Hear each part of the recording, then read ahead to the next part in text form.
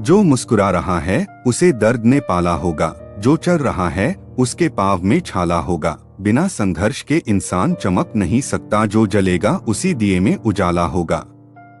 संघर्ष क्यों बचे संघर्ष से, संघर्ष ही तो जीवन की आत्मा है। जितना कठिन संघर्ष होगा उतनी ही शानदार जीत होगी। एक बार एक किसान भगवान से बहुत ही नाराज हो गया। किसान बहुत मेहनती था, बहुत मेहनत से वह खेतों में अनाज उगाता, उसकी देखभाल करता, पर अक्सर उसकी फसल खराब हो जाती। कभी सूखा पड़ जाता, कभी बाढ़ आ जाती, कभी तेज धूप, कभी आंधी, कोई न कोई कारण बन ही जाता कि उसकी फसल खराब हो जाती। एक दिन वह किसान गुस्से में आसमान की ओर देखकर भगवान से कहा, हे ईश्वर, आपको लोग सर्वज्ञता मानते हैं कि आप सब जानते हैं, कहते हैं कि आपके इच्छा के बिना एक भी पत्ता नहीं हिलता, पर मुझे तो लगता है कि आप छोटी सी छोटी बात भी नहीं जानते। आपको तो ये भी नहीं पता कि खेती-बाड़ी कैसे करते हैं। अगर आप जानते होते तो हर समय जो बाढ़, आंधी और तूफान आते हैं वो कभी नहीं आते। आप नहीं जानते कि कितना नुकसान उठाना पड़ता है हम किसानों को। यदि आप मेरे हाथ में यह शक्ति दे दे कि जैसा मैं चाहूँ वैसा मैं मौसम कर दूं, फिर आप देखना मैं अन्य के भंडार लगा दूंगा।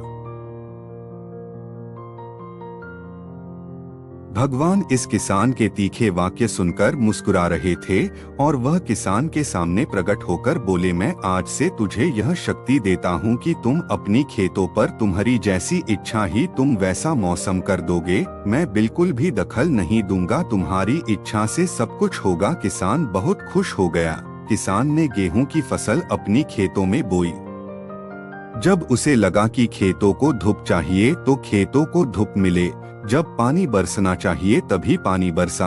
आंधी, तूफान, बाढ़ कुछ भी उसने अपने खेतों पर आने नहीं दिया। किसान के खेत में इस वर्ष ऐसी फसल हुई जैसी कभी नहीं हुई थी।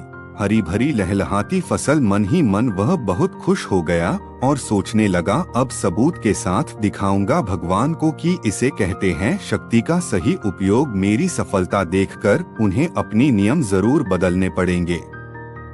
कुछ दिन गुजरे, फसल कटने को तैयार हो गए। किसान बहुत उत्सुकता के साथ फसल को काटने लगा, पर जैसे ही उसकी नजर गेहूं की बालियों पर गई तो उसने अपना सिर पीट लिया और वह रोने चिल्लाने लगा।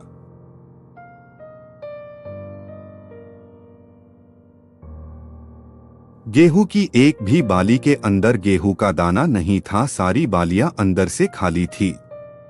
किसान बहुत दुखी हो गया। उसने भगवान को रोते हुए फिर पुकारा, हे प्रभु, तुमने ये मेरे साथ क्या किया? क्या तुमने मुझे कोई सजा दी? भगवान बोले, पुत्र, ये तो होना ही था। तुमने पौधों को संघर्ष करने का मौका ही कहाँ दिया? ना तो तुमने उन्हें आंधियों से जूझने दिया, ना तेज बारिश से सहने दिया और ना ही धूप में तपने दिया।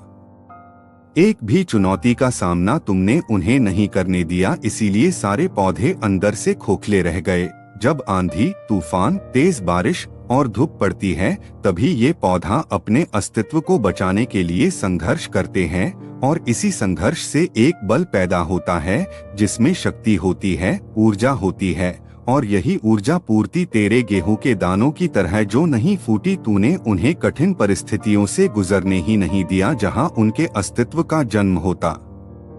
सारे बालियां इसीलिए खाली है, इसमें एक भी गेहूं का दाना इसलिए नहीं है क्योंकि तुमने अपने पौधों को संघर्ष कराया ही नहीं। याद रखिए, स्वर्ण में सवर्णीय आभा तभी आती है जब वह आग में तपने, गलने और हथौड़े से पीटने जैसे संघर्षों से गुजरता है। कोयले का टुकड़ा हीरा तभी बनता है जब वह उच्च दाब और उच्च ताप की मुश्किल परिस्थितियों से गुजरता है। इसी तरह यदि हमारी जिंदगी में कोई संघर्ष ही ना हो, कोई चुनौती ही ना हो, तो हम भी गेहूं की बालियों की तरह खोखले रह जाएंगे, कोई अस्तित्व नहीं होगा हमारा। विपरीत परिस्थितियां, चुनौतियां, समस्याएं हमें और अधिक निखारती है। यदि जीवन में कठिन परिस्थितियां और चुनौतियां आए तो घबराना मत, बल्कि सामना करना। विश्वास करना कि आप और अधिक निखर जाओगे और अधिक मजबूत बन जाओगे। किसी ने कितना सही कहा है, जिंदगी जीना आसान नहीं होता, बिना संघर्ष कोई महान नहीं होता, जब तक ना पड़े हथौड़े की चोट तब तक पत्थर भी भगवान नहीं होता।